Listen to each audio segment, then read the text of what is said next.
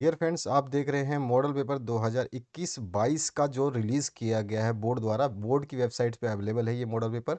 इसका सॉल्यूशन इससे पहले मैंने काफ़ी विषय के सॉल्यूशंस कंप्लीट करवा दिए। यही एक चैनल है जो आपके सभी विषय के कंप्लीट सॉल्यूशंस प्रोवाइड कर रहा है। इंग्लिश मीडियम और हिंदी मीडियम दोनों के लिए पूरा सॉल्यूशन देखेंगे।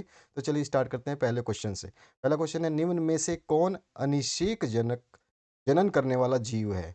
तो आपको बताना है इसमें से कौन-सा जो है पार्थोजेनेसिस से ऑर्गेनिज़्म जो है शो होता है, तो वो है हनी बी यानी कि मधुमक्खी। ठीक है? तो स ऑप्शन इसमें आपका करेक्ट हो जाएगा। नेक्स्ट क्वेश्चन की बात करते हैं, एक प्रारूपिक परिपक्व आवर्तबीजी भ्रूण कोश में कितने केंद्रक व कोशिकाएँ उपस्थित होती हैं? तो पहले केंद्रक पूछा है। केंद्रक होती हैं 8 और कोशिकाएँ होती हैं 7। तो 8 और 7 वाला ऑप्शन हमें देखना है। तो सी ऑप्शन जो है करेक्ट हो जाएगा, यानी कि स ऑप्शन इसमें करेक्ट हो जाएगा। ठीक है? एक ही लैंग्वेज में मैं इसको पढ़ूँगा, क्योंकि दोनों लैंग्वेज में पढ़ूँगा तो वीडियो बहुत लंबी बन जाएगी, आपको पूरा समझाना है मुझे, तो ये ध्यान रखना है आपको। आगे बढ़ते हैं नेक्स्ट क्वेश्चन में, कौन-सा जीव एक्सओ प्रकार का लिंग निर्धारण प्रदर्शित करता है? तो वो होता है आपका टिड्डा। टिड्डा में वाई नहीं होता है क्रोमोसोम, इसीलिए, ठीक है? तो ये आपका ग्रासहोफर जो है, ये डी ऑप्शन करेक्ट हो जाएगा। नेक्स्ट क्वेश्चन की बात करते हैं, डीएनए की आणविक संरचना में नाइट्रोजन क्षार कौन से बंध द्वारा पेंटोज शर्करा से जुड़ता है? तो ग्लाइकोसाइडिक जो है आपका बी ऑप्शन, ये वाला इससे जुड़ा हुआ होता है। ठीक है? तो बी ऑप्शन आपको करेक्ट करना है। नेक्स्ट क्वेश्चन की बात करते हैं। याद रखना है कि पीडीएफ का पासवर्ड इसी वीडियो के दौरान बताया जाएगा। वीडियो अगर आराम से देख रहे हैं तो पीडीएफ पता चल जाएगा। बहुत सारे बच्चे कमेंट करते हैं, सर हमें तो पासवर्ड नहीं मिला, क्योंकि आप लोग स्किप करते हो। स्किप मत करो, अभी बोल रहा हूँ अचानक ही मैं पासवर्ड बोल दूँ तो आपको पता ही नहीं चलेगा, इसलिए आराम से शांति से देख लो। वन टाइम देखोगे लेकिन क्लियरली देखोगे। तो चलिए आगे बढ़ते हैं नेक्स्ट क्वेश्चन की तरफ। नेक्स्ट जो क्वेश्चन है इसमें पूछा गया, निम्न में से कौन सा स्व प्रतिरक्षा रोग का उदाहरण है? तो इसमें से कौन सा है? तो वो होगा आपका बी ऑप्शन, आम वाती संधि शोध। ठीक है? तो यहाँ पर बी ऑप्शन जो है ये आपका करेक्ट हो जाएगा। ठीक है? यहाँ पे अर्थराइटिस वाला जो ऑप्शन है बी वाला, ये आपका हो जाएगा करेक्ट। इसके बाद में नेक्स्ट क्वेश्चन की बात करते हैं। चैनल का नाम तो आपको अच्छी तरह से याद होगा अब तो। अ, यहाँ पर पूछा गया है, कौन सा रोग असंक्रामक रोग का उदाहरण है? असंक्रामक रोग यानी कि जो मतलब किसी संक्रमण के द्वारा नहीं होता। तो कैंसर जो है असंक्रामक है, इस ये मतलब किसी से नहीं होता। जैसे मेरे पास में अगर कैंसर का मरीज बैठा है तो मुझे संक्रमित नहीं कर सकता। ठीक है? तो इसका आंसर क्या हो जाएगा? कैंसर। सी ऑप्शन आपका करेक्ट हो जाएगा। यहाँ पे आपका स ऑप्शन करेक्ट हो जाएगा। नेक्स्ट क्वेश्चन की बात करते हैं। नेक्स्ट क्वेश्चन है, निम्न में से कौन सी किस्म गेहूं की पर्ण व धारी कीट प्रतिरोधी है? तो आपकी हिमगिरी जो है, ये वाली गेहूं की किस्म जो है इस तरह की प्रतिरोधी मानी जाती है। तो डी ऑप्शन इसमें करेक्ट हो जाएगा। नेक्स्ट क्वेश्चन की बात करते हैं। 8वां नंबर, डीएनए खंडों को जोड़ने में उपयोग किए जाने वाला एंजाइम कौन सा है? ये आपको बताना है। तो इसमें आपका जो है लाइगेज है ना, इसमें मैं ऑप्शन लगाना भूल गया था, तो आप इसको करेक्ट कर लेना, ध्यान करना। डीएनए लाइगेज, ए ऑप्शन आपका इसमें करेक्ट होगा। ठीक है? आपको ध्यान रखना है, डीएनए लाइगेज जो है ये ए ऑप्शन आपका करेक्ट होगा। फिर भी मैं यहाँ पे इसको थोड़ा सा कर देता हूँ कलर, ताकि आपको दिक्कत ना हो। यहाँ पर भी इसको कर दे। ठीक है? तो ये इसका ऑप्शन हो गया। चलिए आगे बढ़ते हैं नेक्स्ट क्वेश्चन की तरफ। नेक्स्ट जो क्वेश्चन है इसकी बात करते हैं। तो यहाँ पे नेक्स्ट क्वेश्चन की बात करने से पहले बताना चाहूँगा, आपके जो अर्धवार्षिक के एग्ज़ाम पेपर्स हो चुके हैं, उनको आप हमारे इस व्हाट्सएप नंबर पे सेंड कर सकते हैं। सॉल्यूशंस के लिए कंप्लीट सॉल्यूशंस दे दिया जाएगा। आपके जैसे ही ये मॉडल पेपर कंप्लीट हो रहे हैं, मैं उनको सॉल्व करने वाला हूँ। काफ़ी मैंने सॉल्व कर दिया ऑलरेडी। वीडियो के डिस्क्रिप्शन में प्लेलिस्ट है, उसके अंदर आप जा कर के देखिए, आपको सब कुछ मिलेगा। इसके अलावा इस नंबर पे कोई भी मैसेज या कोई भी कॉन्टैक्ट करें ना, क्योंकि ये केवल आपके सॉल्विंग पेपर्स के लिए हेल्पलाइन नंबर है। आपके सभी जो 2022 के मॉडल पेपर है उनको सॉल्व किया जा रहा है। अर्धवार्षिक पेपर जो हैं आपके, उनके उत्तर बनाए जा रहे हैं। तो प्लेलिस्ट डिस्क्रिप्शन में है, वो अवेलेबल है, उसको ज़रूर देख लेना। आगे बढ़ते हैं नेक्स्ट क्वेश्चन की तरफ। नेक्स्ट जो क्वेश्चन है, यहाँ पूछा गया आपसे, बीटी कपास में समाविष्ट किए गए क्राई जीन कौन से हैं? तो क्राई 1AC और क्राई 2AB, याद रखना क्राई 2AB होता है साथ में, ना कि क्राई 1AB। कभी कभी स्टूडेंट क्या है देखते हैं क्राई एसी है और क्राई एबी है, बस इतना देखते हैं, 1 और 2 में ध्यान नहीं रखते। तो 1 और 2 दोनों आएगा, तो इसमें ए ऑप्शन आपका करेक्ट हो जाएगा। ठीक है, ये वाला। इसके बाद आते हैं नेक्स्ट क्वेश्चन की तरफ। नेक्स्ट क्वेश्चन में रिक्त स्थानों की पूर्ति करनी है, तो इंग्लिश मीडियम हिंदी मीडियम के लिए पूरा सॉल्यूशन है, कंप्लीट दिखाऊंगा, चिंता मत करिए, आराम से रिक्त स्थानों की पूर्ति करते हैं। तो पहला है उत्तक संवर्धन द्वारा हजारों की संख्या में पादपों को उत्पन्न करने की विधि खालिस्तान कहलाती है, तो उसको बोलते हैं सूक्ष्म प्रवर्धन या फिर इंग्लिश में बोलते हैं उसको माइक्रो प्रोपगेशन। ठीक है, तो यहाँ पर आपका ये ऑप्शन मैंने दे दिया है, इंग्लिश और हिंदी मीडियम वाले इसको नोट करें। नेक्स्ट क्वेश्चन की बात करें, संसार में कुल खालिस्तान जैव विविधता हॉटस्पॉट हैं तो 36 है टोटल। ठीक है, नेक्स्ट क्वेश्चन की बात करते हैं, मानव जीनोम के बहुत बड़े भाग का खालिस्तान जो है निर्माण द्वारा होता है, तो उसको बोलते हैं हम पुनरावृत्ति अनुक्रम। ठीक है, रिपीटेटिव सीक्वेंस के द्वारा होता है, तो यहाँ पे आपका ये इंग्लिश मीडियम के लिए आंसर है। अगले क्वेश्चन की बात करते हैं, औषधि पोषक चक्र के भंडार धरती के क्रस्ट में स्थित होते हैं, जिसको हम हिंदी में भूपरपट्टी बोलते हैं। ठीक है, क्रस्ट जो है इसका आंसर हो जाएगा, हिंदी में यहाँ पे आप भूपरपट्टी लिख दोगे, इंग्लिश में यहाँ पे क्रस्ट लिख दोगे। अगले क्वेश्चन की बात करते हैं, सहलगनता को परिभाषित करना है, तो सहलगनता दो जीनों का एक शारीरिक जुड़ाव है। समझे आप, सिंपलेस्ट भाषा में आपको मैं पूरा बायोलॉजी का सॉल्यूशन देने वाला हूँ, इससे सिंपलेस्ट लैंग्वेज में आपको कहीं नहीं मिलेगा, आप ट्राई भी करोगे तो। अब ये इसमें आगे थोड़ा-सा और कर देंगे यार, 1 नंबर देना है उसको तो थोड़ा-सा तो बताना चाहिए। एक ही गुणसूत्र पर जीनों के आपस में जुड़ने की प्रक्रिया को सहलग्नता के रूप में जाना जाता है। इस तरह से हम डेफिनेशन लिखेंगे, बहुत सिंपल डेफिनेशन आपको बताई है। सेम इंग्लिश मीडियम के लिए भी अब अगर मैं पढ़ूँगा तो वीडियो बहुत लंबा हो जाएगा, फिर भी मैं 1-2 क्वेश्चंस जो छोटे होंगे उनको डिस्क्राइब कर दूँगा। Linkage is a physical association of 2 genes, या फिर हम इसके नीचे और भी लिखेंगे, the process of association of genes close together on the same chromosome is known as linkage. ठीक है, आगे बढ़ते हैं नेक्स्ट क्वेश्चन की तरफ। तो पूछा गया है, बिंदु परिवर्तन के परिवर्तन से उत्परिवर्तन से आप जो है उत्पन्न एक रोग का नाम आपको बताना है। बिंदु पॉइंट जो है आपका, पॉइंट म्यूटेशन की बात हो रहा है, पॉइंट म्यूटेशन से कौन सा डिजीज जो है वो आपका हो सकता है, या उत्पन्न रोग कौन सा है। तो यहाँ पे सिकल सेल एनीमिया के नाम से जाना जाता है, ये जो पॉइंट रोग का उदाहरण है, बहुत ही इंपॉर्टेंट है, इस नाम को आप रट लेना, बहुत ही ज़रूरी है। ठीक है, सिकल सेल एनीमिया। ठीक है, अनीमिया। इसके बाद नेक्स्ट क्वेश्चन की बात करते हैं। पासवर्ड आपको वीडियो के दौरान बताया जाएगा, बिल्कुल भी बेचैनी ना रखें और आंसर देखें, समझें सॉल्यूशंस को, पूरे सॉल्यूशंस को समझाने की कोशिश कर रहा हूं मैं, ताकि बच्चों को एक बार में वीडियो पूरा कंप्लीट समझ में आ जाए। प्रतिरक्षा की परिभाषा लिखनी है आपको, तो immunity refers to the body's ability to prevent the invention of pathogens, यानी कि प्रतिरक्षा का तात्पर्य रोग जनकों के आक्रमण को रोकने के लिए शरीर की क्षमता से है। पहला पासवर्ड 44 है, ध्यान रखना है, फर्स्ट पासवर्ड इज 44, याद रखिएगा। नेक्स्ट क्वेश्चन की बात करते हैं, यहाँ पर है आपका, विषाणु मुक्त पादप तैयार करने के लिए पादप का कौन सा भाग अधिक उपयुक्त है तथा क्यों। तो चलिए हम देखते हैं, विषाणु मुक्त पादप तैयार करने के लिए पादप का शीर्ष, या फिर हम विभोज्य उत्तक बोलते हैं उसको, कक्षीय भाग, यानी कि विभोज्य उत्तक सबसे अधिक उपयुक्त होता है, क्योंकि यह भाग विषाणु से अप्रभावित रहता है। ठीक है, यानी कि ये इन्फेक्टेड नहीं होता है। ठीक है ना, यहाँ पर वही चीज बोला गया है, the meristem is the plant part that is best suited for making virus free plants, that this is because even when the plant is infected, भले ही पेड़ इन्फेक्टेड हो विद वायरस से, the meristem remains infection free. ठीक है, ये अप्रभावित रहता है विषाणुओं से। ठीक है, आगे बढ़ते हैं नेक्स्ट क्वेश्चन पे। पांचवा क्वेश्चन है, वैद्युत कर्ण संचालन को परिभाषित करना है, तो वैद्युत कर्ण संचालन एक तकनीक है जिसका उपयोग मिश्रण के घटकों को अनेक आकार के आधार पर अलग करने के लिए किया जाता है। यह मिश्रण डीएनए, आरएनए या प्रोटीन का मिश्रण भी हो सकता है, यानी कि हमारे जो मिश्रण है उनके घटकों को आकार के आधार पर, यानी कि किस डीएनए का अगर आकार बड़ा है तो आरएनए का आकार छोटा है, और उससे भी छोटा प्रोटीन का है, तो इन तीनों को आकार के हिसाब से ये अलग कर देगा। ठीक है, तो वही चीज़ है, जेल इलेक्ट्रोफोरेसिस क्या होता है, is a technique use to separate the components of mixture on the basis of their size. The mixture could be a DNA, RNA, even a mixture of protein. आगे बात करते हैं नेक्स्ट क्वेश्चन पे।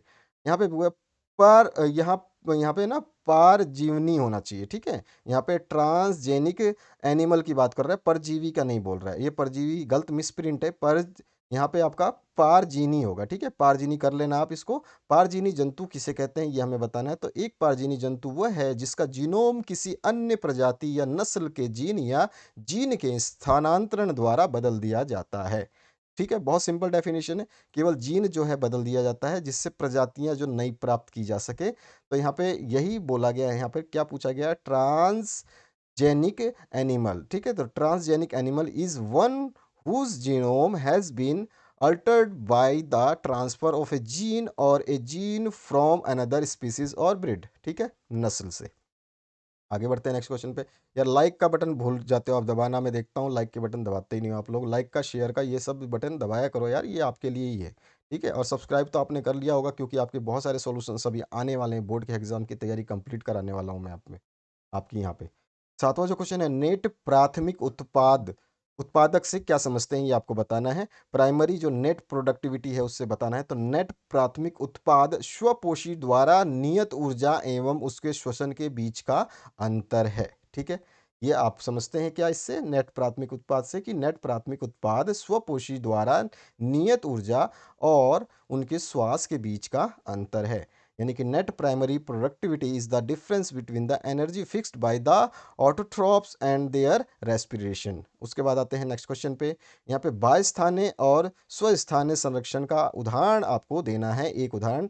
तो बीज बैंक जो है बाह्य स्थानीय संरक्षण का उदाहरण है, और राष्ट्रीय उद्यान, वन प्राणी अभ्यारण्य जो होते हैं, पवित्र उपवन जो होते हैं, ये सारे के सारे अंतःस्थानीय या स्वस्थानीय भी बोलते हैं। दोनों नाम ध्यान रखना, आपका यहाँ पे अंतःस्थानीय नहीं लिखा हुआ है, अंतःस्थानीय आ जाए तो कंफ्यूज मत होना। अंतःस्थानीय या स्वस्थानीय संरक्षण के उदाहरण है। इसी को यहाँ पे एक्स सेतु और इन सेतु बोला जाता है, और इनके एग्जाम्पल्स यहाँ दे रखे हैं, घने सारे हैं, घने सारे, मतलब यहाँ पे जू है, एक्वेरियम है, सीड बैंक्स है, बॉटनिकल गार्डन्स एक्सेट्रा है, और इसके बाद में नेशनल पार्क, बायोस्फीयर्स रिजर्व्स, पार्क्स और सेंचुरीज है, ठीक है? तो ये सारे आंसर्स हो जाएंगे आपके।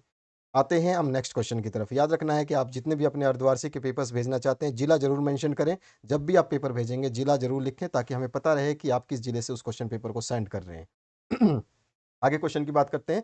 नेक्स्ट क्वेश्चन जो है आपसे पूछा गया है, खंड बी से स्टार्ट करेंगे। सेक्शन बी स्टार्ट हो चुका है, 1.5 मार्क्स के क्वेश्चन रहेंगे हमारे पास। लगभग 15 क्वेश्चन आएंगे इस सेक्शन से, तो इनको हम सभी को सॉल्व करेंगे। सेक्शन बी में क्या है, लघुत्तर ये प्रश्न है। शब्द सीमा 50 शब्द, लिखने से कोई फर्क नहीं पड़ता है। शब्द सीमा की इंपॉर्टेंस जब होती है जब क्वेश्चन बड़ा हो, छोटे क्वेश्चनों में कोई भी शब्द सीमा नहीं होती है, ध्यान रखना आप।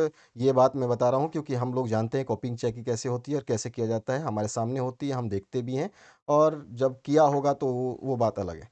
यहाँ पर चौथा जो क्वेश्चन है, बंधेय दंपतियों को संतान पाने हेतु सहायता देने वाली 3 विधियों के नाम बताने हैं। यानी कि जो मेथड्स हैं वो असिस्ट करते हैं इनफर्टाइल जो कपल्स होते हैं जिनके बच्चा नहीं होता है, तो उनके लिए क्या विधियाँ हो सकती हैं। तो विधियाँ हो सकती हैं, परखनीली शिशु, टेस्ट ट्यूब बेबी के नाम से जानते हैं, युग्मक अंतः फैलोपियन स्थानांतरण, इसको बोलते हैं गैमीट इंट्रा फैलोपियन ट्रांसफर, और अंतः कोशिकीय द्रव्य वेधन यानी कि इंट्रा साइटोप्लाज्मिक स्पर्म इंजेक्शन, और कृत्रिम गर्भधारण यानी आर्टिफिशियल इंसीमिनेशन। उसके बाद में आते हैं इंसीमिनेशन। उसके बाद में नेक्स्ट क्वेश्चन की बात करते हैं, यौन संचारित रोगों के संपर्क में आने से बचने के लिए अपनाए जाने वाले 3 उपाय आपको बताने हैं। कोई भी 3 उपाय बता सकते हैं, हमने 5-7 लिख दिए, जो याद रहे आप रख लीजिए।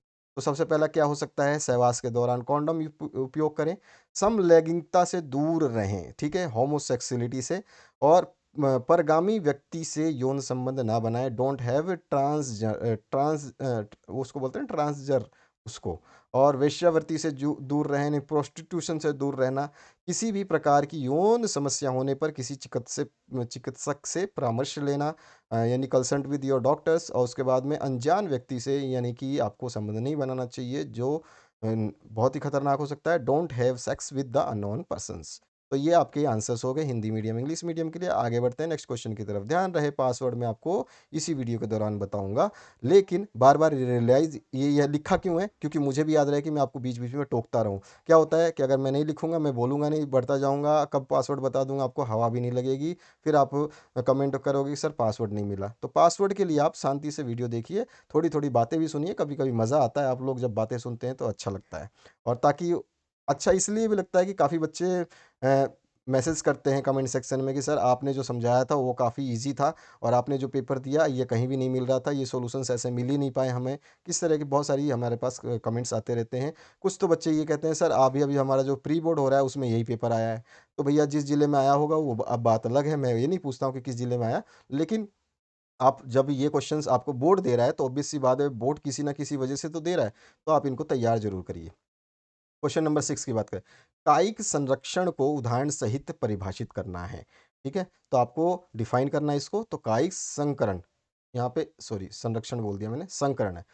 तो यहाँ पे कायिक संकरण बनाने के लिए उपयुक्त पोषक माध्यम पर विभिन्न किस्मों और या फिर पौधों की प्रजातियों से प्राप्त कायिक कोशिकाओं के प्रोटोप्लास्ट के संलयन की प्रक्रिया को कायिक संकरण कहा जाता है। बस इतना सा ये डेफिनेशन है।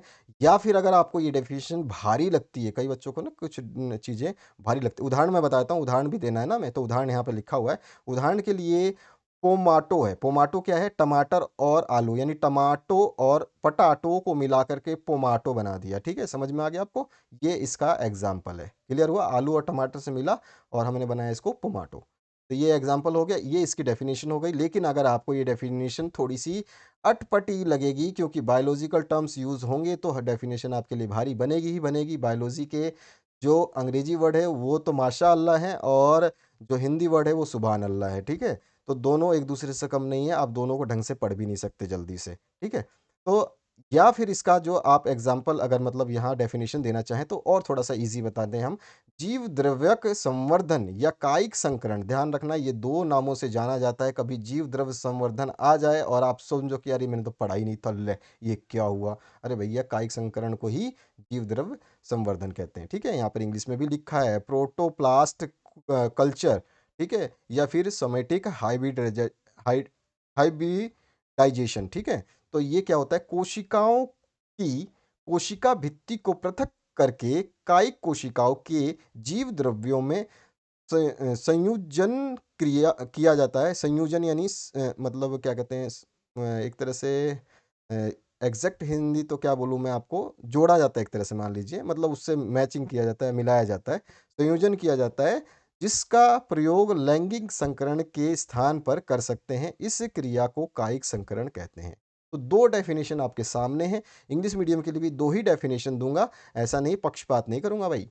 ठीक है, दोनों में से जो आपको ईज़ी लगे ना उसको आप याद करिए।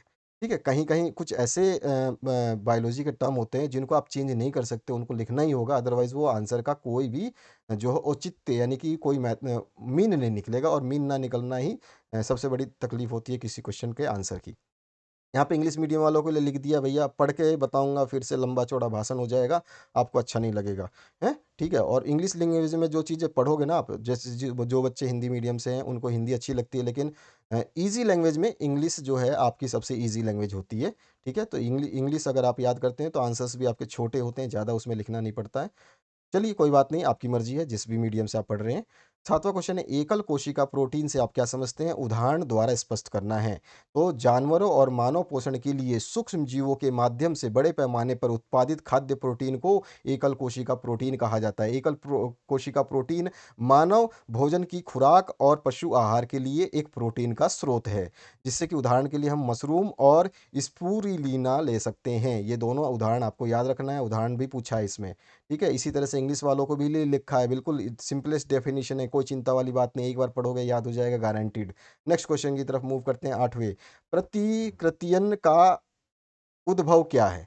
तो यहाँ पर आपको बताना है ओरिजिन ऑफ रेप्लिकेशन क्या है। तो एक गुणसूत्र में एक विशिष्ट डीएनए अनुक्रम होता है जिसे प्रतिक्रयन प्रति प्रतिकृतियन का उद्भव कहते हैं, जो प्रतिकृतियन के लिए उत्तरदायी है। प्रतिकृतियन की शुरुआत जो है दिशाहीन या द्विदिशात्मक हो सकती है। ठीक है, ये प्रतिकन का उद्भव क्या है, ये हमने इसमें इस लाइनों में बताई है। ठीक है, यही चीज आपको chromosome contains a specific DNA sequence called origin of replication which is responsible for the replication. The initiation of replication can be unidirectional और बाई डायरेक्शनल। ठीक है, तो ये आपका इसका सॉल्यूशन हो गया, बहुत सिंपल है वर्ड में। तो ऐसे ही बहुत सिंपल सिंपल आंसर्स आपको बताए जा रहे हैं। बायोरिएक्टर से क्या समझते हैं आप, इसको समझा देंगे हम। बायोरिएक्टर क्या है? बायोरिएक्टर एक बर्तन के समान है जिसमें सूक्ष्म जीवों, जंतुओं, कोशिकाओं का उपयोग करके कच्चे माल को जैविक उत्पादों जैसे एंजाइमों में या व्यष्टि आदि में परिवर्तित किया जाता है। ठीक है, वांछित उत्पादों के अनुकूल परिस्थितियां जैसे तापमान, ठीक है, पीएच, लवण, जो पीएच लवण है वो तापमान, विटामिन, ऑक्सीजन आदि को बायोरिएक्टर उपलब्ध कराता है और जितनी मात्रा में चाहिए उतनी मात्रा में ये देता है, ठीक है? तो इससे क्या होगा कि आप कंट्रोल्ड एक्सपेरिमेंट कर सकते हैं। यही चीज़ इसका इंग्लिश वर्ज़न लिखा है बिल्कुल सेम टू सेम, ऊपर जो लिखा है। आपको समझने में मज़ा जब आएगा क्योंकि जो इंग्लिश वाले स्टूडेंट हैं जो इंग्लिश में पढ़ लेंगे और एक बार थोड़ा-सा हिंदी को एक बार रीड करेंगे तो ऑटोमेटिक उनको मज़ा आ जाएगा समझने में, बोलेंगे हाँ यार वाक़ई में ईज़ी था। 10th क्वेश्चन की बात, आनुवांशिक रूपांतरित अ, फसलों के उत्पादन के कोई 3 लाभ आपको बताने हैं आनुवांशिक रूप से, ठीक है? तो यहाँ पर आंसर है इसका आनुवांशिक रूपांतरण द्वारा फसलों को अगर हम उगाते हैं, तो क्या होता है? अजैविक प्रतिबलों यानी ठंडा, सूखा, लवण ताप के प्रति अधिक सहिष्णुता फसलों का निर्माण कर सकते हैं। यानी कि इस क्राइटेरिया को हम कंट्रोल जो फसलें होती हैं इस क्राइटेरिया में फिर भी हम उनको उगा सकते हैं अगर ये क्राइटेरिया हमारे पास नहीं है तो, ठीक है ना? इसके बाद में रासायनिक पीड़कनाशकों पर कम निर्भरता जो है वो हो जाती है, यानी कि जो हम खाद वगैरह डालते हैं, कीटनाशक डालते हैं, उस पे भी हम निर्भरता जो है हमारा कम हो जाता है। इसी तरह से कटाई पश्चात होने वाले नुकसानों को कम करने में सहायक होती है ये, ठीक है? और पौधों द्वारा खनिज उपयोग क्षमता में वृद्धि करती है, यानी कि यह शीघ्र मृदा उर्वरता समापन को रोकता है। जैसे कि हम बहुत सारी यूरिया खाद वगैरह मिट्टी में डालते हैं तो उनसे क्या नष्ट हो जाती है, लेकिन आनुवांशिक रूपांतरण के द्वारा वो नष्ट नहीं होती है, लंबे समय तक रहती है। खाद्य पदार्थों के पोषणिक स्तर में वृद्धि होती है, जितना भी उसका पोषक तत्व है वो बहुत ज़्यादा बनते हैं, जबकि हम यूरिया खाद वगैरह डालते हैं ये जो आर्टिफिशियल, उससे जो है उसकी विटामिन्स मरते हैं, बहुत सारी चीज़ें मरते हैं, वो गुणवत्ता नहीं रहती, वो स्वाद नहीं रहता, बहुत सारे कारण हैं उनके। तो हमारे कितने बताने थे? कोई 3, हमने पढ़ कितने लिए? कोई 5, ठीक है? 5 में से जो आपको याद रहता है वो याद कीजिए, समझ में आ गया होगा। इसी तरह से 5 ही मैंने केवल इंग्लिश मीडियम के लिए लिखा है। अगर आप इंग्लिश मीडियम वाले इसको पढ़ते हो, लैंग्वेज में आपको थोड़ा-सा डिस्टर्बेंस होता है, कई लोगों को क्या होता है इंग्लिश में रटते हैं क्योंकि उनको हिंदी पता नहीं होती उसकी, तो हिंदी यहाँ से देखिए भैया, ऊपर हिंदी है, नीचे इंग्लिश है। 11वें नंबर क्वेश्चन की तरफ मूव करेंगे हम। 11वें नंबर क्वेश्चन में पूछा गया बीटी अविश के रवे कुछ जीवाणुओं द्वारा उत्पादित किए जाते हैं। ये बिल्कुल सही बात है। कुछ जीवाणु जो है बीटी अविश के रवे उत्पादित करते हैं। ये रवे उन्हें नुकसान क्यों नहीं पहुँचाते? तो भैया क्योंकि इन जीवाणुओं द्वारा ही वो रवे उत्पादित होते हैं और जब इन्होंने उत्पादित किए हैं तो वो क्या होते हैं? न्यूट्रल होते हैं। लेकिन वो किसी और के जो आपके बैक्टीरिया होते हैं उनके संपर्क में जाएँगे तो वो एक्टिव हो जाते हैं। उनको जो चीज़ चाहिए था वो मिल जाता है। तो उसी चीज़ को हम यहाँ समझ सकते हैं। कुछ बीटी उपभेदों द्वारा उत्पादित क्राय प्रोटीन बैक्टीरिया को स्वयं नहीं मारते क्योंकि विष निष्क्रिय होता है, यानी कि उनके अंदर जो खुद बैक्टीरिया बना रहे हैं तो उनका विष जो वो आपके अंदर से ही निकला है तो वो आपको नुकसान नहीं पहुंचाएगा ना, तो उस तरह से उसका निष्क्रिय होता है। और यहाँ पर आविष निष्क्रिय होता है, ठीक है? निष्क्रिय। तो बैक्टीरिया में विष एक निष्क्रिय रूप में मौजूद होता है, यानी कि बैक्टीरिया के अंदर जब तक वो विष रहता है, वो निष्क्रिय रहता है, ठीक है? जैसे अगर हम दूसरी जगह उसको कोई कीट ले लें, जैसे कि कोई कीट के शरीर के अंदर वो प्रवेश करता है, तो वो सक्रिय हो जाता है, ठीक है? और इस जो विष को जब बैक्टीरिया में विष एक निष्क्रिय रूप में मौजूद होता है तो उसे हम क्या कहते हैं प्रोटोटॉक्सिन कहा जाता है। तो इसको थोड़ा-सा ध्यान रखना है, ये वर्ड कभी-कभी पूछ लेगा एमसीक्यू में तो आप फँस जाओगे। ध्यान रखना है प्रोटोटॉक्सिन क्या होता है, बैक्टीरिया में जो विष है ना वो निष्क्रिय रूप में मौजूद रहता है जिसे हम प्रोटोटॉक्सिन कहते हैं। यही चीज़ बिल्कुल सेम टू सेम भैया नीचे लिखी है। इसको आप पढ़ लेना तो इसको पढ़ लेना, समझ में बहुत अच्छी तरह से आ जाएगा। नेक्स्ट क्वेश्चन की बात करते हैं। प्राथमिक उत्पादकता को परिभाषित करनी है। तो प्रकाश संश्लेषण के दौरान पौधों द्वारा प्रति इकाई क्षेत्र में उत्पादित बायोमास या कार्बनिक पदार्थों की मात्रा को प्राथमिक उत्पादकता कहा जाता है। प्राथमिक उत्पादकता किसी दिए गए पारिस्थितिक तंत्र में मौजूद विभिन्न पौधों की प्रजातियों और उनकी प्रत्येक प्रकाश संश्लेषण दक्षता पर निर्भर करती है। ये निर्भर भी किस पे करती है, हम उपयुक्त परिभाषा के अंदर बता देंगे ताकि एग्जामिनर खुश होकर पूरे मार्क्स दे दे। ठीक है, और यहाँ पर उसका इंग्लिश वर्जन है, जो बच्चे इंग्लिश मीडियम से वो इसको गेन करें। ठीक है, इसके बाद आते हैं नेक्स्ट क्वेश्चन पे। 13 नंबर क्वेश्चन है, ऊर्ध्ववर्ती और अधोवर्ती परिस्थितिक पिरामिड में अंतर आपको बताने हैं। भई ये दोनों में आमने-सामने अंतर लिखे हैं टेबुलर फॉर्म में। पहला जो है ऊर्जा के कितने अंतर बताने हैं आपको? बताया ही नहीं है, 1 अंतर बताना है। इसका मतलब 1-1 इसका, ठीक है? डेढ़ अंतर, डेढ़ नंबर का मार्क्स है, आप कोई भी 1 अंतर बता सकते हो, लेकिन आपको दोनों अंतर याद रहें तो बेहतर होगा। ऊर्जा के जो पिरामिड है सदैव ऊर्ध्वावर्ती होते हैं क्योंकि प्रत्येक पोषक स्तर पर ऊर्जा की मात्रा कम हो जाती है। और यहाँ पर वृक्ष के पारितंत्रिक की संख्या का पिरामिड जो है उल्टा या अधोवर्ती होता है। ठीक है, दूसरा है यहाँ पे वन पारितंत्र। घास के मैदान पारितंत्र में जीवों की संख्या तथा जैव भार के पिरामिड सीधे बनते हैं क्योंकि प्रत्येक पोषक स्तर पर जीवों की संख्या तथा जैव भार कम होता जाता है। ठीक है, और यहाँ पे तालाब तथा समुद्र के परितंत्र में जैव भार का पिरामिड उल्टा उल्टा बनता है क्योंकि मांसाहारी बड़ी मछलियों का जैव भार प्राणी पलवक व उत्पाद सॉरी पलवक व पादप पलवक से अधिक होता है। ठीक है, क्योंकि मांसाहारी बड़ी मछलियों का जीव भार जो है वो प्राणी पालवक और पादा पालवक से अधिक होता है। ठीक है, यहाँ पे आपको ध्यान रखना है। आगे बढ़ते हैं, यही चीज़ यहाँ पे इंग्लिश में लिखा है, अपराइट पिरामिड और इन्वर्टेड पिरामिड में अंतर यहाँ पे 3 लिखे गए हैं। ठीक है भाई साहब, आपको जो अच्छा लगता है वो याद कीजिए। आगे बढ़ते हैं नेक्स्ट क्वेश्चन की तरफ।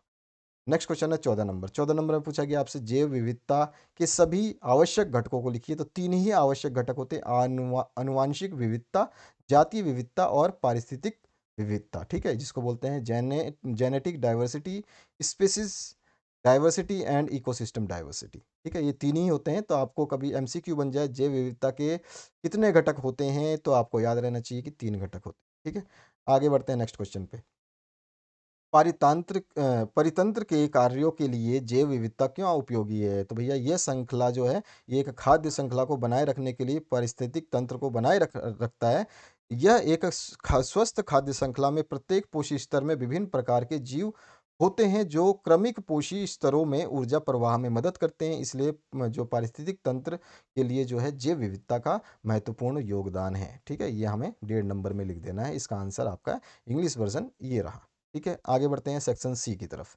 सेक्शन सी में आ गया बाह्य निषेचन की परिभाषा, युग्म जनन और भूर्ध्व भवन के बीच में आपको अंतर बताना है, या फिर निषेचन की परिभाषा लिखनी है, लैंगिक और अलैंगिक जनन में अंतर बताना है। तो ये कॉमन क्वेश्चन है, ये तो आप 10वीं से पढ़ते आ रहे हैं। ये थोड़ा सा क्वेश्चन अलग है, इसको हम देख लेते हैं।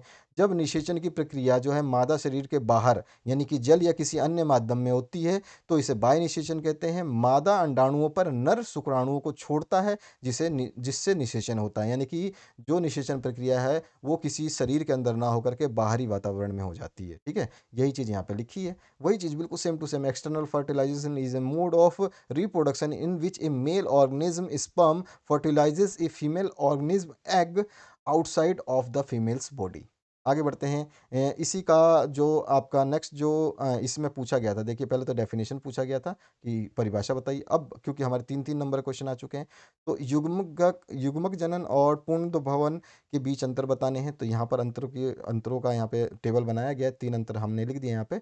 नर तथा मादा जन्नोदो यानी कि गोनाड में अगुणित युग्मकों यानी गैमेट्स के बनने की प्रक्रिया को युग्मक जनन कहते हैं। और यहाँ पर युग्मनज या युग्माणु जायगोट से संतति के विकास विकसित होने की क्रिया को भ्रूण दो भव कहते हैं।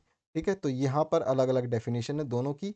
इसके बाद में यहाँ पे ये अर्धसूत्री विभाजन होता है और ये सूत्री विभाजन होता है। ठीक है, और इसके बाद में ये युग्मक जनन जो है वो 2 प्रकार के होते हैं, एक शुक्र जनन और एक अण्ड जनन। और यहाँ पर जो है ये इसमें 3 क्रियाएँ होती हैं, युग्मक जनन, निषेचन और विदलन या भ्रूण निर्माण। ठीक है, ये सारी चीज़ें इसमें काउंट होती है। तो ये आपका डिफरेंसेस है। अ, आपके ये सारे सब्जेक्ट्स बना दिए गए हैं। जो स्टूडेंट्स हैं ना, जैसे हिंदी का, इंग्लिश का, हिस्ट्री का, ज्योग्राफी का, फिजिक्स का, केमिस्ट्री कंप्लीट, हिंदी साहित्य कंप्लीट, संस्कृत साहित्य कंप्लीट, हिंदी साहित्य complete, political science complete, economics complete और बायोलॉजी आप देख ही रहे हैं। और पासवर्ड नंबर सेकंड आ चुका है 53। ठीक है, नेक्स्ट पासवर्ड क्या है 53। इससे पहले एक पासवर्ड बता चुका हूँ वीडियो के दौरान, तो ध्यान रखना है आपको। पीडीएफ के दौरान मैं जो पीडीएफ का पासवर्ड इसी वीडियो के दौरान बताने वाला हूँ। यहाँ पर जो हमने पढ़ लिया, ये हिंदी मीडियम में पढ़ा है ना अभी, और इसका इंग्लिश जो मीडियम के स्टूडेंट हैं उनके लिए यहाँ पे आंसर है, ये टेबुलर फॉर्म में आप यहाँ से नोट करेंगे इसको। आगे बढ़ते हैं नेक्स्ट क्वेश्चन की तरफ। नेक्स्ट क्वेश्चन में 17 नंबर, डाउन सिंड्रोम गुणसूत्रीय विकार का कारण और 2 लक्षण आपको बताने हैं डाउन सिंड्रोम का, या फिर आपको बताना है टर्नर सिंड्रोम गुणसूत्रीय विकार का कारक कारण और 2 लक्षण। तो टर्नर सिंड्रोम को मैंने बताया है, ये एक आनुवांशिक सिंड्रोम है जो कि असामान्य लिंग गुणसूत्रों के कारण होता है। यह केवल महिलाओं को प्रभावित करता है, जिसमें एक्स गुणसूत्र अपूर्ण या अनुपस्थित रहते हैं। ठीक है, इसके लक्षण हम बाद में डिस्कस करेंगे, पहले इसके definition. Turner syndrome is a genetic disorder affecting girls and womens. The cause of Turner syndrome is a completely or partially missing X chromosome, क्योंकि वुमेन में, गर्ल में जो है, मादा में एक्स क्रोमोसोम पाए जाते हैं, केवल एक्स और एक्स, है ना। तो अगर एक्स ही मिसिंग होगा तो इस टाइप की जो टर्नर सिंड्रोम की एक प्रॉब्लम हो जाती है, और ये अनुवांशिक सिंड्रोम है। ठीक है ना, ये ध्यान रखना आपको। इसके लक्षण की बात करें तो लक्षणों में आप, इसका जो मेन लक्षण है वो है छोटा कद। ठीक है, सबसे छोटा कद, मतलब बौने रह जाते हैं, हाइट नहीं बढ़ती है। बचपन और किशोरावस्था के दौरान अपने साथियों की तुलना में अधिक धीरे बढ़ते हैं। ठीक है, जैसे कि आपके साथ मान लीजिए आपके पड़ोस में दो तीन चार बच्चे हैं, और उनमें से दो बच्चे एक ही साथ जन्म लेते हैं, और उनके अंदर जैसे किसी किसी में थोड़ा बहुत अंतर हो, किसी में ज़्यादा अंतर हो, तो वहाँ पर ये दिक्कत होगी, और वो भी गर्ल्स स्पेशली। ठीक है, स्तन का विकास अनुभव नहीं होता, मासिक धर्म नहीं होता, और अंडाशय से छोटे और केवल कुछ वर्षों के तक ही कार्य कर सकते हैं या बिल्कुल नहीं कर सकते। ठीक है, तो ये आपका पूरा अंतर हमने जो है इसके लक्षण बता दिए। आगे बढ़ते हैं, इसी का English version same to same जो ऊपर लिखा है, 5 चीज़ें मैंने पढ़ के बताई, वही चीज़ यहाँ पे लिखी है। आगे बढ़ते हैं नेक्स्ट क्वेश्चन पे। जलवाहित रोग का नाम आपको बताना है, आपको सभी को पता है, टाइफाइड वगैरह सब बता सकते हो। और मलेरिया रोग का जनक का नाम और इसकी रोकथाम। ये दोनों क्वेश्चंस ऐसे हैं जो आप 10वीं से पढ़ते आ रहे हो, छोटे-छोटे क्वेश्चन है ना, बिल्कुल ईज़ी। चलिए हम फिर भी आपका नॉर्मल क्वेश्चन देख लेते हैं, जो हम यहाँ देखते हैं कि मलेरिया रोग कैसे होता है। यह रोग प्लाज्मोडियम गण के प्रोटोजोआ परजीवी के माध्यम से फैलता है। मलेरिया मादा एनोलीज जाति के मच्छरों से मलेरिया रोग फैलता है। आपको केवल परजीवी का नाम बताना है, तो आपका प्रोटोजोआ लिख देना है, ये आपका आंसर है।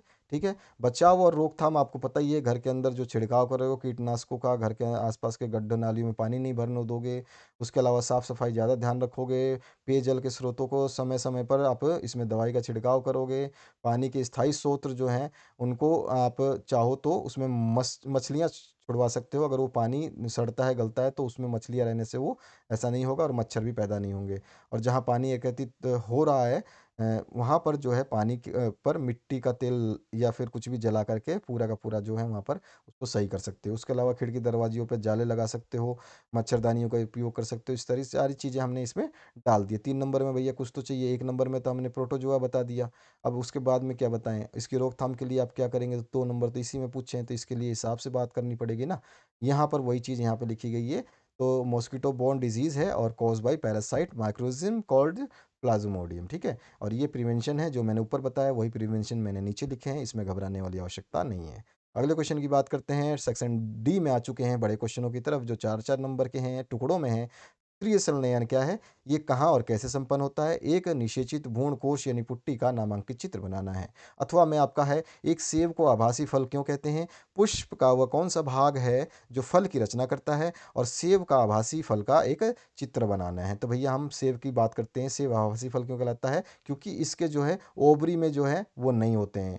ठीक है, सेब का जो फल का विकास जो है वो थैलेमनस में हो जाता है। ठीक है, तो पुष्पासन बोलते हैं, पुष्पासन। ठीक है, इसमें हो जाता है, इसी कारण इसे आभासी फल कहते हैं, फॉल्स फ्रूट कहते हैं। स्ट्रॉबेरी भी इसका एग्जाम्पल है, कभी कभी पूछ लेता है कि फॉल्स फ्रूट का एग्जाम्पल कौन सा है, तो आप तो सेव पढ़ के जाओगे और सेव ऑप्शन में नहीं देगा, स्ट्रॉबेरी दे देगा। तो आपको ये ध्यान रखना है। ठीक है, और जो है यहाँ पर आप देख सकते हैं फल की रचना जो है, इसमें दूसरा पार्ट पूछा क्या है कि पुष्प का कौन सा भाग फल की रचना करता है? तो जो ओवरी यानी कि अंडाशय जो होता है, इससे होती है हमारी फल की रचना। ठीक है, इसके बाद में एक डायग्राम बोला है इसने बनाने के लिए, तो ये रहा प्रभु डायग्राम, जिसमें हमने बता दिया है ये थैलेमस है, जिसको हम क्या बोलते हैं? पुष्पासन। हिंदी में यहाँ पे लिख सकते हो सीड्स यानी कि बीज हो गए। ठीक है, इसमें भी वही चीज़ है, यहाँ पे आप लिख दोगे। अब आगे बढ़ते हैं नेक्स्ट क्वेश्चन की तरफ। नेक्स्ट जो क्वेश्चन है, इसका इंग्लिश वर्जन जो स्टूडेंट्स इंग्लिश मीडियम के हैं वहाँ पे इसका सोल्यूशन लिखा गया है, घबराने वाली आवश्यकता नहीं है। 20 नंबर, डीएनए को परिभाषित कीजिए। द्विकुंडली डीएनए की संरचना की विशेषताएं लिखिए। द्विकुंडली डीएनए की संरचना का नामांकित चित्र भी बनाइए। भैया चित्र भी बनाएंगे और कुंडली का जो है हम परिभाषित भी करेंगे। ठीक है, संरचना की विशेषताएं भी बता देंगे। सर सारी चीज़ें करते हैं, चलिए स्टार्ट करते हैं नीचे। और यहाँ पर डी कुंडली के पैकेजिंग को परिभाषित करना है, रूपांतरित सिद्धांत के जीव रासायनिक लक्षण लिखने हैं, या फिर न्यूक्लियोसोम का नामांकित चित्र बनाना है, तो ये भी आप कर सकते हो। तो डीएनए वाला थोड़ा सा इंपॉर्टेंट है, और बहुत ही मेरे को वो लगता है क्योंकि 2 बोर्ड में आ चुका है, 2 बोर्ड के पेपर मैंने सॉल्व किए थे उसमें ये आ रहा है, तो आपको ध्यान रखना है। तो ये जो पेपर है इसका सॉल्यूशन ये रहा इस क्वेश्चन का। डीएनए या डीऑक्सीराइबोन्यूक्लिक एसिड, इसका फुल फॉर्म याद रखना है आपको, कभी भी पूछ लेता है और हमें याद नहीं रहता, ठीक है। एक इसका और एक एचआईवी का, ठीक है। कल मैंने पेपर सॉल्व किया था एमपी बोर्ड का, उसमें डी इसका फुल फॉर्म आया था और एचआईवी का आया था। तो यहाँ पर है ये एसिड अणुओं का एक समूह है जो माता पिता से वंशानुगत गुणों या आनुवांशिक जानकारी को उनके संतानों तक ले जाने और स्थानांतरित करने के लिए जिम्मेदार होता है। एक बहुकोशिकीय जीव के लगभग प्रत्येक कोशिका में उस जीव के लिए आवश्यक डीएनए का पूरा सेट होता है। तो ये हमने डीएनए को पूरी तरह से सिंपलेस्ट भाषा में समझा, ठीक है। आप बुक में पढ़ोगे नहीं मिलेगा। यहाँ पर इसका इंग्लिश वर्जन जो वही चीज़ है, डीएनए और deoxyribonucleic acid जो है, ये group of molecules responsible for the carrying and transferring heredity traits और जी genetics information from parents to their offspring. Almost every cell of multicellular organism contains the complete set of DNA required for that organism। ठीक है, ये हो गया इसका answer. द्विकुंडली DNA की खास विशेषताएं हमको बतानी थी भैया, मैंने 3 बताई है, ज़्यादा क्या लिख के करोगे। तो यहाँ 3 है। यह 2 पॉलीन्यूक्लियोटाइड श्रृंखलाओं का बना होता है जिसका आधार शर्करा फॉस्फेट का बना होता है। वह क्षार भीतर की ओर प्रक्षेपी होता है। नेक्स्ट है, दोनों श्रृंखलाएं प्रति समांतर ध्रुवणता रखती हैं और यानी कि बराबरी पे रहती है, ठीक है। और इसके बाद में इसका मतलब एक श्रृंखला को गुणवत्ता 5 से 5 ये आपका यहाँ पर ये है ना फिट है, 5 फीट से 3 फीट की ओर हो तो दूसरे की गुणवत्ता 3 फीट से 5 फीट की ओर होती है। मतलब यहाँ पे आप देखोगे ना इसका स्ट्रक्चर तो थोड़ा समझ में आ जाओगे। देखो ये ऐसे चल रहा है, ऐसे आ रहा है ना, तो यहाँ पर इनकी जो डिफरेंसेस है ना उसकी बात कर रहा है। यहाँ पर आपका जो है नेक्स्ट क्या था, हम यहीं पे थे, इसी पे थे, ठीक है। यार मैं थोड़ा सा कंफ्यूज हो रहा हूँ इस सिंबल में, ये फिट है या इंच है यार, इंच होना चाहिए, ठीक है ना। इंच में डबल होता है डैश लेकिन, ठीक है। ये सिंगल है तो सिंगल में क्या होता है, फिट होता है, जहाँ तक मेरी जानकारी है। फिर भी मैं भी हो सकता कंफ्यूज हूँ, तो कोई बात नहीं, इसको आप सिंबल को जरूर देख लेना कि ये मेरे हिसाब से तो यहाँ पे इंच होना चाहिए, why it is symbolising like fit, ठीक है। तो ये चेक कर लेना क्योंकि इसका इंग्लिश वर्जन बुक से ही लिया है मैंने डायरेक्ट, और यहाँ पर भी यही चीज़ दिखा रहा है इंग्लिश में भी, तो थोड़ा सा इसमें है प्रॉब्लम, ठीक है। और इसके बाद में दोनों रज्जुकों के क्षार आपस में हाइड्रोजन बंध द्वारा युग्मित होकर क्षार युग्मक बनाते हैं, और एडेनिन थाइमिन जो विपरीत रज्जु रज्जुकों में होते हैं आपस में 2 हाइड्रोजन बंध बनाते हैं। ठीक इसी तरह से ग्वानिन और साइटोसिनिन से 3 हाइड्रोजन बंध द्वारा बंधा रहता है, जिसके फलस्वरूप सदैव यूरिन के विपरीत दिशा में पिरामिडन होता है, जिससे कुंडली के दोनों रज्जुकों के बीच लगभग समान दूरी बनी रहती है। तो भैया ये तो थोड़ा सा लंबा है, आप यहाँ हाइड्रोजन तक लिख दोगे ना, यहाँ से लेकर के केवल हाइड्रोजन तक, ये बेस्ट रहेगा आंसर, ठीक है। तो यहाँ तक आप लिख दोगे, ये बस आपका 3 जो अंतर है ये आप आसानी से याद कर सकते हो। ये आपका जो डायग्राम है, क्योंकि द्विकुंडली डीएनए का डायग्राम पूछा है तो इस तरह का आप डायग्राम बना दोगे। ये डायग्राम आपके बुक में भी है, अगर आप एनसीईआरटी की बुक ले रखी है आपने तो नॉर्मली आपको ये डायग्राम बिल्कुल कलरफुल इसी तरह से डिज़ाइन नुमा मिलेगा। एडेनिन, थाइमिन, ग्वानिन और साइटोसिन, ये चारों के चारों चीज़ें यहाँ पे दिखाई गई हैं। ये पूरा का पूरा डायग्राम बनाया गया है। इसका इंग्लिश वर्जन की बात करें उससे पहले मैं आपको याद दिलाना चाहूँगा, Hindi English, Hindi compulsory, English compulsory, history, geography, physics, chemistry, Sanskrit साहित्य, Hindi, political science, economics. Now you are looking for biology, और यहाँ पर आप देख भी रहे हैं उसको, ठीक है, सर्च कर रहे थे, अब आपको मिल भी गया होगा। तो ये बायोलॉजी का भी कंप्लीट कर दिया गया है। लुकिंग फॉर मतलब आप देख रहे थे इसके लिए। अ, तो यहाँ पर जो है आपको द्विकुंडली डीएनए का जो है चित्र आपको दिखा दिया गया, ये आपके बुक में भी है। इसी का इंग्लिश वर्जन बिल्कुल सेम सेम 3 पॉइंट वही लिखे गए हैं जो आपकी बुक में है। मैंने सोचा क्योंकि ये बुक में आपके ईजीएस्ट थे और सबसे बेस्ट लगे मुझे, इसमें से आपको 2 पॉइंट याद करने हैं, 3 पॉइंट याद करने हैं, तो 3 पॉइंट में आपको यहाँ तक आपको देखना है, कहाँ तक, जहाँ तक हाइड्रोजन बॉन्ड है ना, यहाँ तक, एच बॉन्ड तक। बस इतना ही याद करना, नीचे वाला मत याद करना क्योंकि लंबा चौड़ा हो जाएगा, ठीक है। तो आप इतना अगर लिख देते हो ना तो आपको पूरे मार्क्स मिल जाने हैं इसमें। क्लियर हुआ। और इसका डायग्राम जो इंग्लिश मीडियम वाले यहाँ पे देख सकते हैं वही डायग्राम सेम टू सेम, बस इसकी मीडियम जो है वो इंग्लिश हो जानी है। जैसा कि मैं बता चुका हूँ आपको कि आपके ये सब्जेक्ट्स कंप्लीट सॉल्व करवा दिए गए हैं। लिस्ट देख सकते हैं आप, जो भी आपके फ्रेंड होते हैं क्या होते हैं कि यार साइंस वाले हैं, तो मैं तो यार मैं केमिस्ट्री और हिस्ट्री और केमिस्ट्री और फिजिक्स, हिंदी और इंग्लिश और बायोलॉजी जानता हूँ, मैथ्स जानता हूँ। बाकी ये अपने फ्रेंड्स को सर्किल को सर्कुलेट करिए, जो आपके आर्ट्स में, कॉमर्स में फ्रेंड हैं, उनके लिए आप हेल्प करिए, उनको बताइए, आप अपनी क्लास को बताइए कि भैया ये चैनल है, इस पे आपके सॉल्यूशंस मिलते रहेंगे, ताकि आप जिस दिन मान लो कोई सॉल्यूशन नहीं देख पाते और वो वीडियो अपलोड हो चुका है, तो आपका फ्रेंड आपको बता सके कि हाँ भैया, आपका वीडियो ये वाला अपलोड हुआ है, तूने देखा क्या? तो वो उससे कम्युनिकेशन गैप नहीं रहती है, और जो चीज़ आपसे छूटती है वो आपका दोस्त देखता है, जो आपके दोस्त से छूटती है वो आप देखते हो, इस तरह से है। और बाकी मैंने यहाँ पे आपको सब कुछ बता दिया है कि इस नंबर पे आप व्हाट्सएप कर सकते हो, ठीक है, अपने पेपर्स को कंप्लीट, ठीक है। और उसके बाद में आप यहाँ पर देख सकते हो ये नोटिस जो मैंने डाला है, डिस्क्रिप्शन में प्लेलिस्ट है, उसको ज़रूर देखिए। 2022 का मॉडल पेपर जो है, अर्धवार्षिक पेपर सारे के उत्तर बनाए जा रहे हैं। मॉडल पेपर तो ये लिस्ट रही, ये पूरा का पूरा सॉल्व कर दिया गया। आगे जो भी ऐड होते जाएंगे इसके बगल में लिख देंगे हम, ताकि आपको पता रहे कि हमने कौन कौन से सॉल्यूशंस को कंप्लीट करा दिया है। और आपका लास्ट जो पासवर्ड है उसको ज़रूर नोट करना है आपको। लाइक शेयर सब्सक्राइब करना नहीं भूलना आप, बिल्कुल भी, ठीक है। अभी तक तो लाइक नहीं किया होगा, अब कर दो, ठीक है। सबसे बेस्ट होगा, अब कर दो, भूल जाओगे। शेयर कर देना अपने दोस्तों के साथ, आर्ट्स कॉमर्स साइंस वालों के साथ में। शेयर बटन आप जानती हो कहाँ पे होता है। और सब्सक्राइब आपने कर रखा होगा, नोटिफिकेशन की बेल आइकन को क्लिक कर दो, ताकि आपको समय अनुसार जो भी वीडियोस डालें उसकी नोटिफिकेशन मिलती रहे। लास्ट पासवर्ड है 63, ठीक है। तो ये आपका 63 है, 6.3 मत डालना, ओनली 63, ठीक है। तो लास्ट पासवर्ड क्या है? 63। इसको आपको ध्यान रखना है। इसके अलावा आपका जो पूरा कंप्लीट मैंने सॉल्यूशन बताया, इसको एक बार और वीडियो को देखोगे तो ये याद हो जाएगा आपको, वीडियो गारंटीड है। अगर आप वीडियो को 2 बार केवल देखते हो तो आपको ये वीडियो याद हो जानी है। पूरे के पूरे क्वेश्चंस जो अभी मैंने आपको बताए हैं, इन सभी को आप याद कर पाओगे। लेकिन पीडीएफ भी मैं दे रहा हूँ, ताकि आप लोगों से याद नहीं होता तो आप बार बार वीडियो ना देख करके डायरेक्ट पीडीएफ को खोल के भी पढ़ सकते हो। लेकिन अपने दोस्तों के साथ में शेयर करना मत भूलना यार, आप लोग यही काम नहीं करते हो, यही सबसे बड़ी गड़बड़ी है आपकी, ठीक है।